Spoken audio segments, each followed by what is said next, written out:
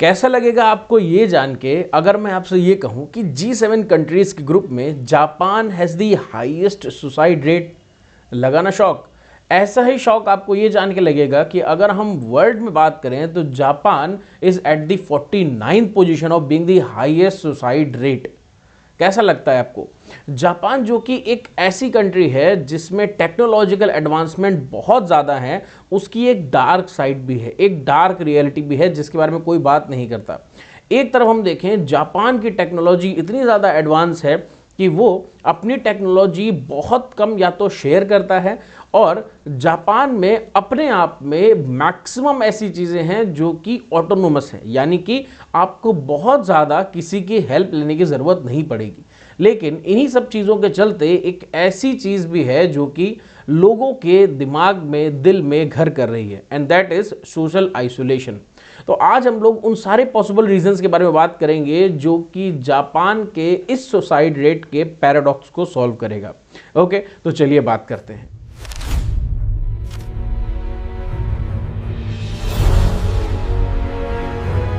तरफ तो हम ये जानते हैं कि जापान टेक्नोलॉजिकल एडवांसमेंट में ऐसे रोबोट्स, ऐसे मशीन्स को डेवलप कर रहा है जहाँ पे हर एक चीज़ जिसमें हमको लोगों की ज़रूरत पड़ती है या हम किसी से कुछ शेयर करते हैं, वो सारी की सारी चीज़ें वो मशीन्स ही हमारे लिए कर दे रही हैं। लेकिन अगर हम लोग देखें तो इन सारी चीज़ों के चलते जो एक सोशल आइसोलेशन डेवलप हो रहा है, जो एक ऐसी सोसाइटी डेवलप हो रही है जिसमें लोग एक दूसरे से बात नहीं कर पा रहे हैं, अपनी चीज़ें शेयर नहीं कर पा रहे हैं, किसी को कुछ बता नहीं पा रहे हैं, उसके बारे में कौन बात करेगा? ठीक है, तो हम लोग कुछ ऐसे पॉसिबल रीजंस ढूंढने की कोशिश करते हैं जिसकी वजह से हमें ये आइडिया लग सके कि आखिर जापान का सुसाइड रेट इतना ज़्यादा क्यों है। फॉर एग्जांपल मैं आपको एक आइडिया देता हूँ। अगर हम लोग देखें तो साल 2021 में, साल 2019 में अराउंड 21,000 22,000 लोगों ने सुसाइड की है, और ये ऑफिशियल डेटा है जो हमारे सामने निकल के आता है। इतना ही नहीं, साल 2025 में भी G7 कंट्री में जापान हाईएस्ट सुसाइड रेट के साथ सबसे ऊपर रहा है। ठीक है, तो अगर हम लोग देखें तो एक बेसिक डेटा को फॉलो करते हुए हर साल जापान का जो सुसाइड रेट है वो बहुत ज़्यादा कम नहीं हुआ है। अगर 2025 की बात करें तो according to BBC around 25,000 people in Japan committed suicide, यानी कि 70 पर्सन पर डे, 70 लोग पर डे सुसाइड कर रहे हैं जापान में 2025 में। और अभी ये डेटा बढ़ता ही जा रहा है। कोविड के बाद से इस डेटा में अचानक से छलांग मारी है। बीच में ये डेटा थोड़ा सा नीचे गया था, लेकिन इसके क्या पॉसिबल रीजंस हो सकते हैं? अगर हम लोग माने, वटारू निशिदा जो कि एक साइकोलॉजिस्ट हैं और यूट्यूबर भी हैं, इन्होंने कई सारी ऐसी बातें बताई हैं और कई सारी ऐसे पॉसिबल रीजंस हमारे सामने निकल के आए हैं जो हम ये मान सकते हैं कि हाँ, कहीं ना कहीं इंपॉर्टेंट रोल प्ले करते हैं जापान में इतने हाई सुसाइड रेट का। तो वो क्या पॉसिबल रीजंस हैं? सबसे पहला रीज़न, अगर आप लोग देखें तो Japan has a background of samurais. वहाँ पे जो सामुराइज थे, जब वो लड़ते थे और बाई चांस अगर वो पकड़ जाते थे या अगर उन्हें कोई ऐसा कैपिटल चार्ज मिलने वाला होता था जो कि उन्हें पसंद नहीं था, तो वो सिपिकू करते थे, या जिसको हम हाराकीरी भी कहते हैं। सिपिकू एक ऐसी एंशिएंट टेक्निक है जिसमें सामुराइज अपने आप को सरेंडर करने के बजाय अपने एब्डोमेन को कट कर लेते थे। ओके, अगर यही फीमेल समुराई होती थी तो दे कट देयर थ्रोट, और जिसको हम जिगाई कहते थे। तो सिपुकू और हाराकीरी एक तरीके से ऑनरेबल सुसाइड माने जाते हैं कि हमने सुसाइड करके ऑनर को अपनाया, ना कि कैपिटल के पास, या हम ये कह लें ना कि हमने अपने घुटने टेके। तो इस टेक्निक को करने के लिए या इसको करने के लिए वो एक स्पेशल टाइप के नाइफ का यूज़ करते थे जिसको टैंटो कहा जाता था। तो जापान में सुसाइड एक सिन नहीं बल्कि एक ऑनरेबल डेथ का दर्जा पाती है, जिसकी वजह से इस एंशिएंट टेक्निक को फॉलो करते हुए आज तक लोग सुसाइड को बुरा नहीं मानते। साथ ही साथ अगर हम लोग देखें तो जापान में जो क्रिश्चियनिटी है उसको काफ़ी अपोज किया जाता है। क्रिश्चियनिटी जापान में अराउंड 1549 के आसपास इंट्रोड्यूस हुई थी, लेकिन आज तक जापान में क्रिश्चियनिटी को काफ़ी अपोज किया जाता है। और क्रिश्चियनिटी में सुसाइड को सिन माना जाता है, यानी पाप माना जाता है।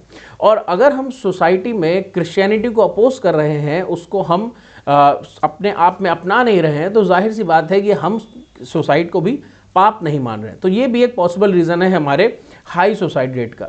तीसरी चीज़, जापान में जो हमारे इंश्योरेंस कंपनीज़ हैं वो इंश्योरेंस क्लेम्स को बहुत ईजिली लोगों को दे देती हैं। फॉर एग्जांपल, मान लीजिए अगर कोई एक ऐसा इंसान है जिसके फैमिली के ऊपर या जिसके ऊपर काफ़ी डेट है, काफ़ी लोन है, तो वो इंसान ये सोचता है कि अगर मैं सुसाइड कमिट कर लूँ तो मेरा जो लोन है, जो मेरा जितना भी डेट है वो सारा का सारा अदा हो जाएगा, क्योंकि इंश्योरेंस कंपनी बहुत आसानी से मुझे क्लेम दे देगी।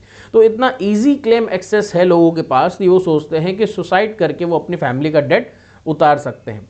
साथ ही साथ अगर हम लोग देखें तो पिछले कई सालों में जापान में हम लोग जो मानते हैं कि बहुत ज़्यादा स्टेबल जॉब है या बहुत ऐसी चीज़ें हैं कि लोग बहुत आसान से सस्टेन कर सकते हैं, तो ऐसा नहीं है।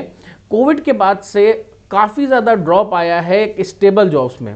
According to BBC data, 40% of the Japanese young people from the 18 to 44, 40% ऐसे लोग हैं जो कि आज भी स्टेबल जॉब्स के लिए बहुत ही ज़्यादा स्ट्रगल कर रहे हैं, या हम ये कह लें बहुत अनस्टेबल हैं, और वहाँ पे उनकी जो सुसाइड करने के नंबर हैं वो भी बढ़ते जा रहे हैं।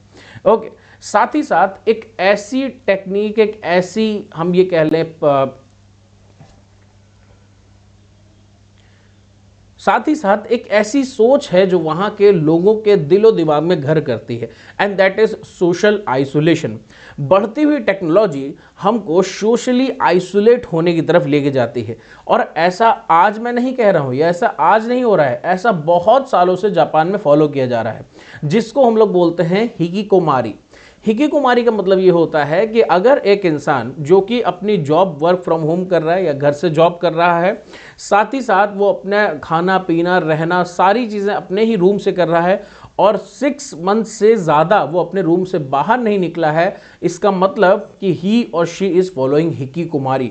और इतना ज़्यादा सोशल आइसोलेशन, इतना ज़्यादा फ्रस्ट्रेशन कि आप अपनी कोई चीज़ किसी से शेयर नहीं कर सकते, तो अल्टीमेटली आपको एक सुसाइड अटेम्प्ट की तरफ लेके जाता है। यहाँ पे अगर हम लोग देखें डेटा के हिसाब से, तो 2010 में around 7 lakh individuals in the Japan were living in hikikomori. Okay, so these are the possible reasons that you can see that shows the high rate of Japan suicide. Okay, तो इन सारे पॉसिबल रीजंस को अगर हम लोग follow करें तो हमको बहुत क्लियरली ये पता चल सकता है कि जापान में इतना हाई सुसाइड रेट क्यों है, और इनसे बचने के लिए जापान क्या कर रहा है हम लोग उसके बारे में भी बात करेंगे। तो कैसा लगा आपको वीडियो? अगर आपको वीडियो अच्छा लगा हो तो do like, share and subscribe. Thank you so much.